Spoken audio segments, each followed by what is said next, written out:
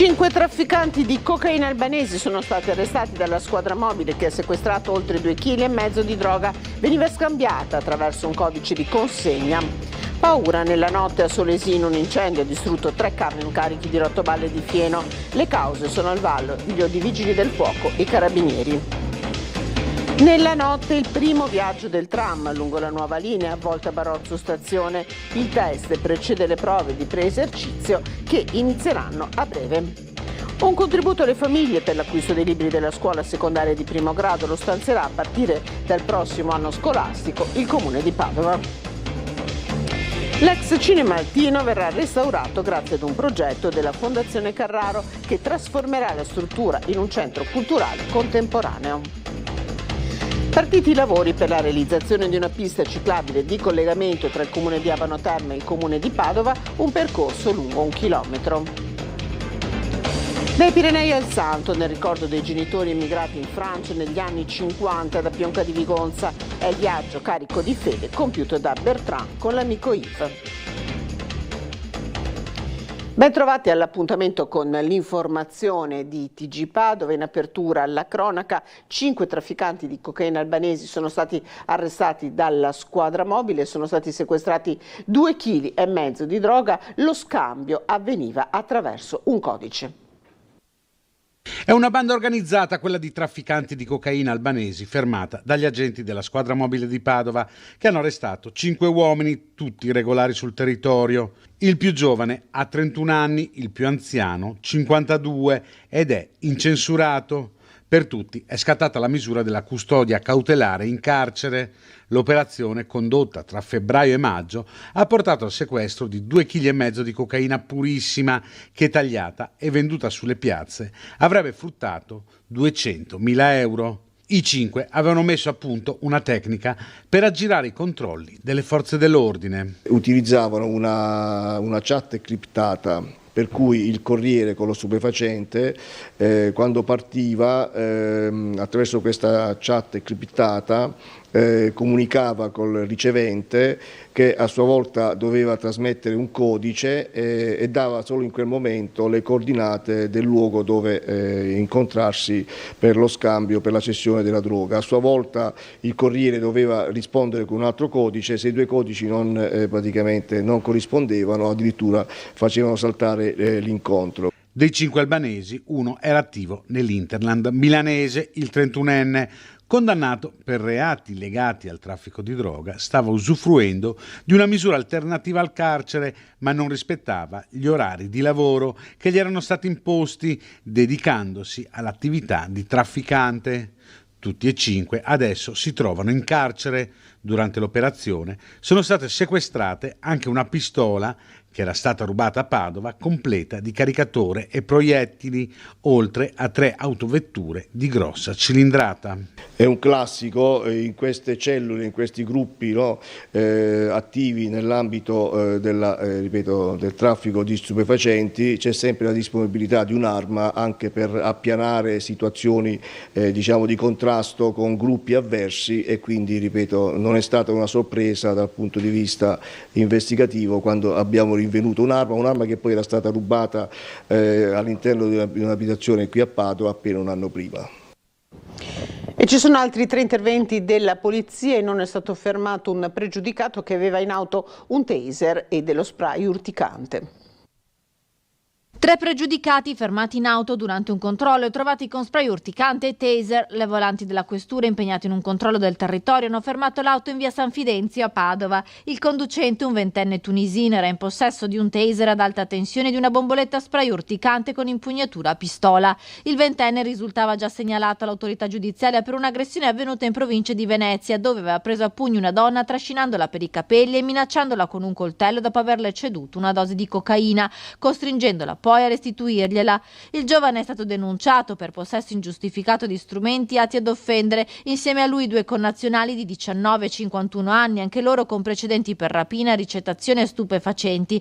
Il questore Marco Odorisio ha attivato la divisione anticrimine per l'adozione di misure di prevenzione personale nei confronti di tutti e 3. Durante i controlli del territorio, i poliziotti hanno anche arrestato in piazzale Stazione un 70enne serbo ricercato con un ordine di carcerazione emesso nel 2019 dalla Procura di Venezia per invasione di terreni. Dovrà scontare 4 mesi di reclusione al Due Palazzi di Padova. Arrestato anche un 50enne tunisino irregolare sul quale pendeva un'ordinanza di sospensione della misura alternativa dei domiciliari. Deve scontare 4 mesi di una pena residua su una condanna definitiva di 7 anni e 3 mesi per spaccio emessa dal Tribunale di Padova nel 2018.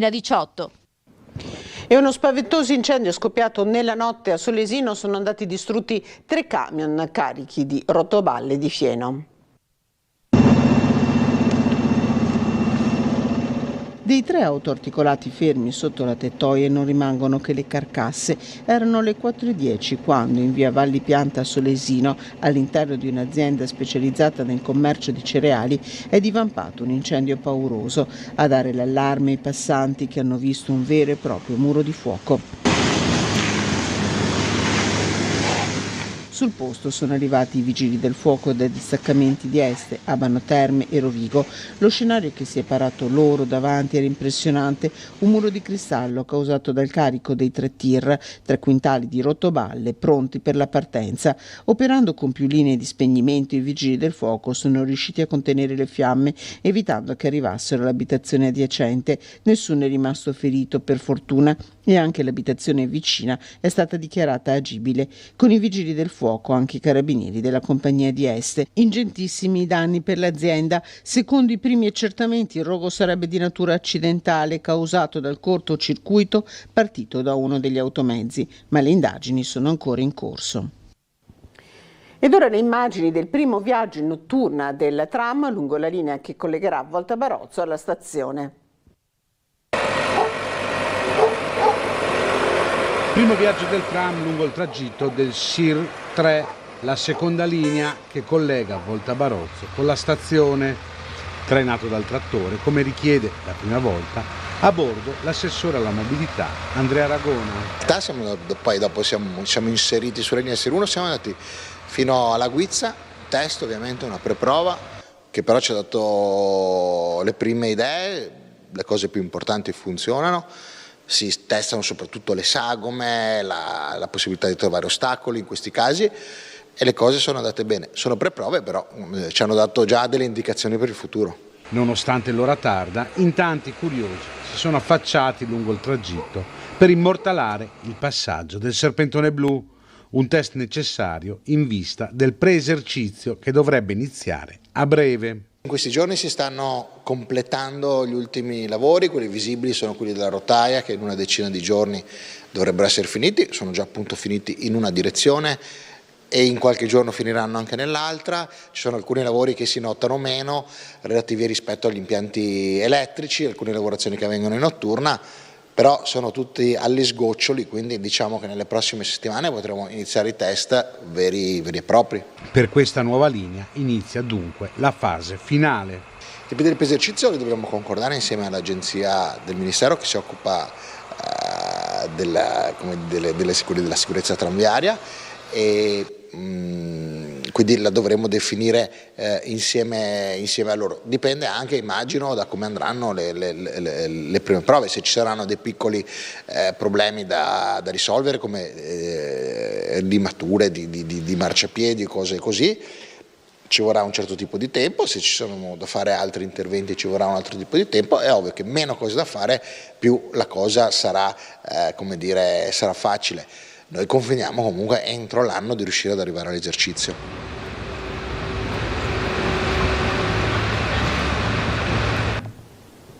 La scuola si è chiusa oggi per molti studenti, ma si guarda già al prossimo anno scolastico. Il Comune di Padova stanzierà un contributo per l'acquisto di libri di testo per le famiglie che hanno studenti iscritti alla secondaria di primo grado. Garantire il diritto allo studio e le pari opportunità, ma contemporaneamente anche un sostegno alle giovani generazioni. Nato da un'idea di coalizione civica e fatto proprio dalla Giunta Giordani, sarà garantito un contributo per l'acquisto dei libri di testo che potrà arrivare anche alla totalità della spesa sostenuta alle 3.000 famiglie padovane che hanno figli che frequenteranno la scuola secondaria di primo grado. È una cosa importante per tutte le famiglie, perché non tutte le famiglie padovane, anche quelli che hanno figli nelle scuole scuole paritarie private, per cui credo sia una cosa importante proprio per questo momento storico che stiamo vivendo che presenta delle difficoltà.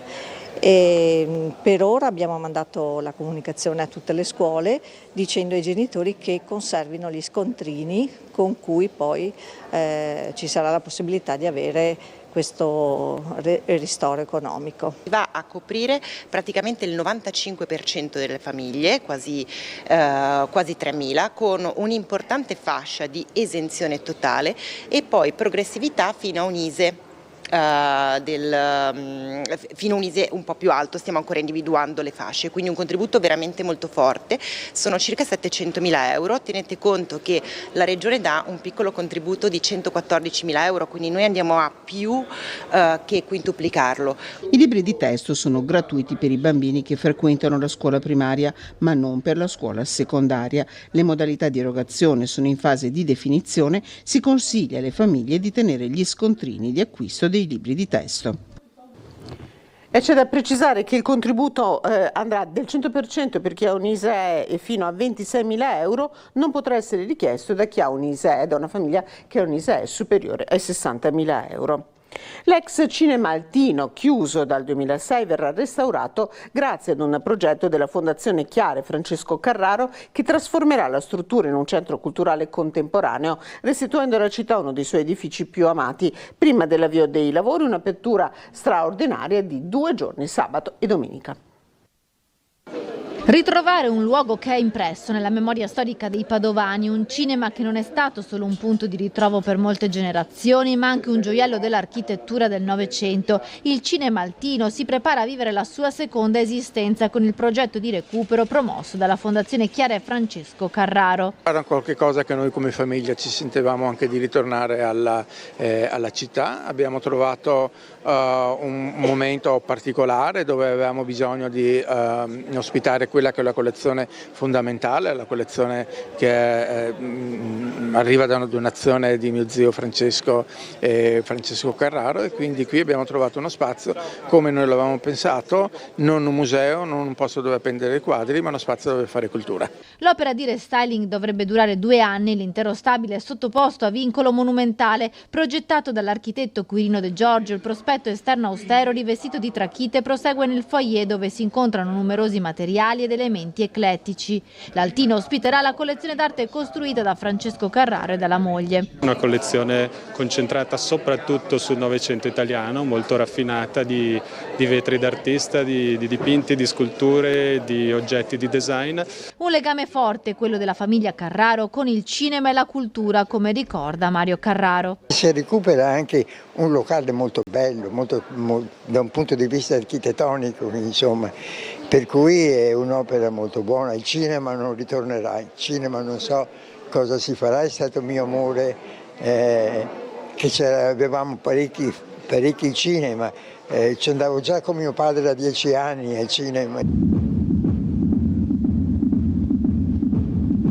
Chiuso dal 2006 a 20 anni dall'ultima proiezione, l'Altino riaprirà per 2 giorni, il 6 e il 7 giugno, con un'installazione immersiva dell'artista sloveno A Te i tutta. Per i padovani un'occasione per rivedere la platea del cinema prima dei lavori di restauro che inizieranno a luglio. È una cosa stupenda, sono contento che sei riuscito a trovare un luogo di cultura in questa città. L'intervento che sta facendo la Fondazione Carraro si inserisca in un progetto più ampio.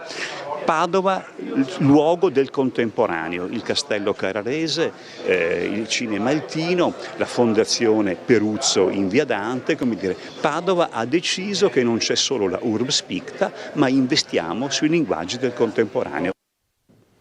E sono iniziati i lavori di una pista ciclabile che collegherà Padova ad Abano Terme.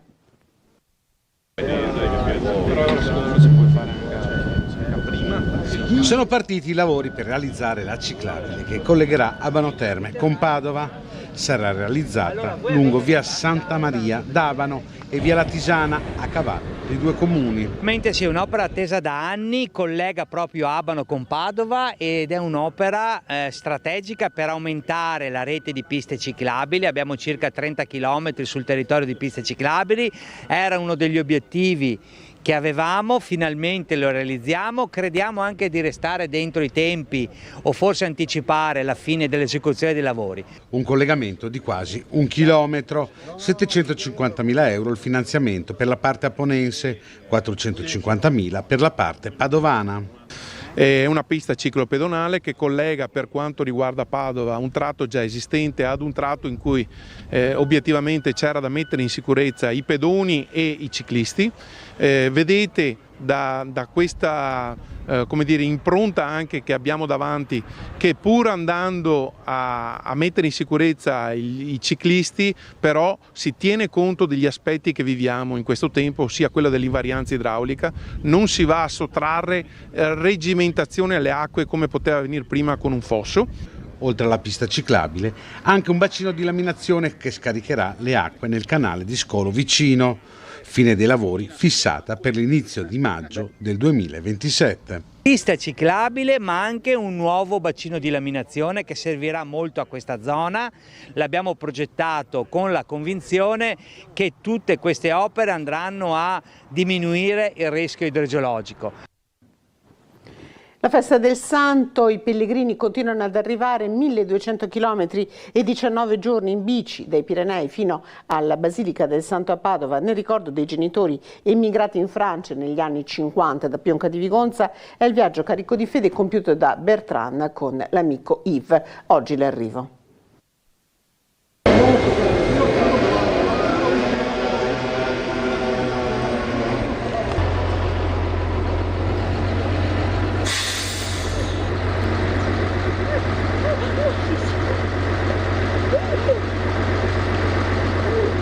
Nous sommes arrivés, ça fait 19 jours, 19 giorni che siamo partiti dalla casa mia al confine di Spagna in Francia. Penso abbastanza ai miei genitori che sono venuti in Francia e un poco per Uri che ho fatto la strada. Perché la vita non sta facile per Uri, era molto forte per me da fare questa girata. 19 giorni di viaggio, 1200 km e una sorpresa ad attendere Bertrand e Yves, la moglie di Bertrand, Valérie, che sul sagrato lo ha visto arrivare da lontano insieme al cugino Claudio. Un viaggio di ricordo ed emozione, quello che ha portato Bertrand a ripercorrere fino alla Basilica di Sant'Antonio il cammino dei genitori emigrati negli anni 50 in Francia e partiti da Pionca di Vigonza per arrivare a Perpignan-Saleilles, cittadina dei Pirenei orientali nella regione dell'Occitania. Il fratello di Bertrand si chiama Antonio, la mamma Maria e il papà Luigi, con il dialetto veneto, hanno sempre mantenuto un profondo legame con Padova, anche nella devozione al santo. Così la moglie Valérie. Si sono fatti un regalo, era un sogno di fare il viaggio in bici e per mio marito Bertrand è stato importante tornare nella terra dove sono nati il papà e la mamma.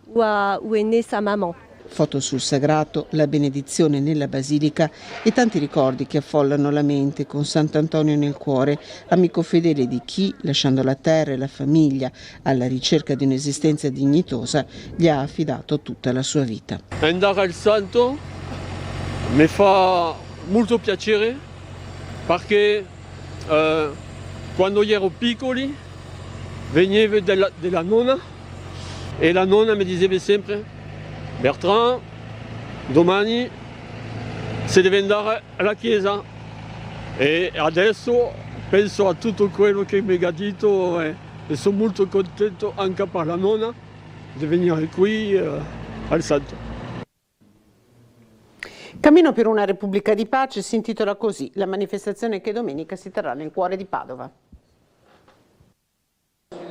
Una camminata lungo le strade del centro cittadino per rivendicare il diritto alla pace, per ricordare che l'Italia, con l'articolo 11 della sua Costituzione, ripudia la guerra. Questa manifestazione è iniziata con lo scoppio della guerra in Ucraina e ogni giugno si ripropone un momento di camminata insieme per ritornare ad alcune richieste anche molto specifiche che quest'anno vedono in particolare la proposta di legge per la difesa non violenta, e oggi mi è stata presentata questa mozione a cui stiamo anche lavorando, su cui stiamo informandoci, sulla possibilità di promuovere l'obiezione di coscienza in un momento in cui in tanti paesi si sta tornando ad un riarmo e anche a un richiamo alla leva militare. La leva militare non è stata eliminata, ma solo sospesa, come ricordano gli attivisti.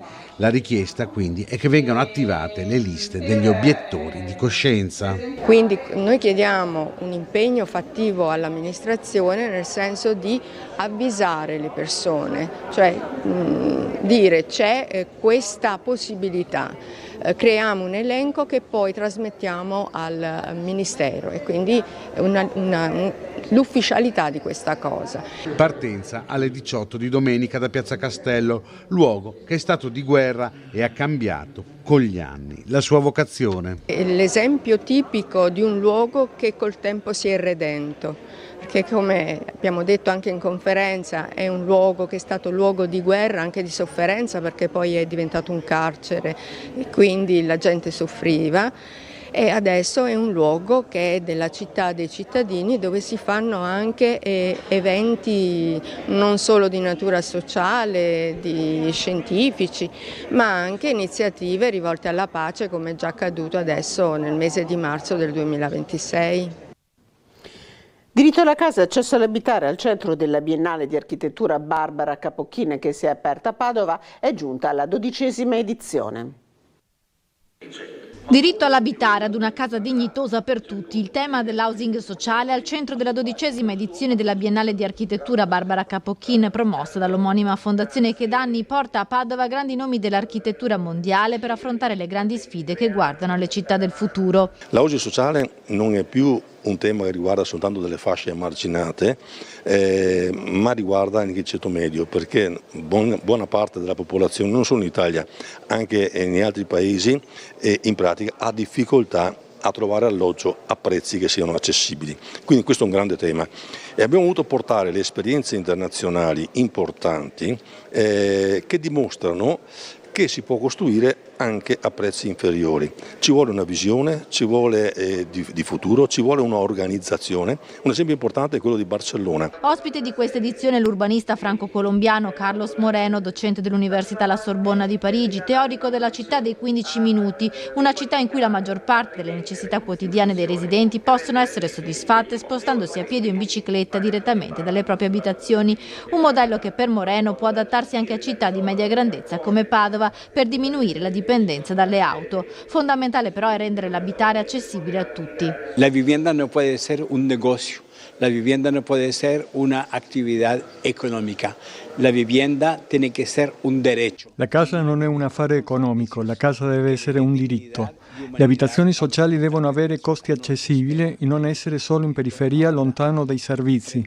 Bisogna uscire da questa spirale, proponendo case che migliorino la condizione delle categorie più fragili. Queste le parole dell'architetto Moreno. Nella 2 giorni di apertura della Biennale Barbara Capocchine al Bo, le premiazioni dei progetti che hanno partecipato nelle categorie internazionale e regionale e l'apertura dei tavoli dell'architettura lungo l'Iston.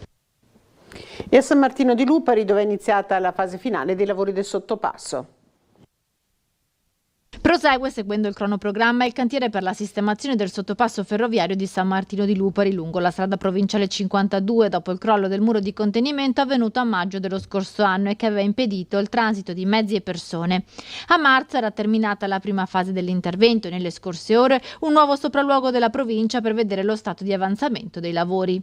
Stanno installando dei puntoni da muro a muro proprio per procedere per la tenuta di opere strutturali all'interno del sottopasso. Siamo nella parte finale di questi lavori e rispetteremo la data di conclusione dei lavori che è prevista per agosto. La provincia ha stanziato 2,5 milioni di euro per il cantiere. Il muro crollato è stato interamente ricostruito, ma l'intervento messo in campo ha riguardato l'intera struttura, visto che la perizia aveva evidenziato criticità non solo nell'area interessata dal crollo. Noi ci fermiamo qui, vi ringrazio per averci seguito, buon proseguimento con i programmi di Telenord Est.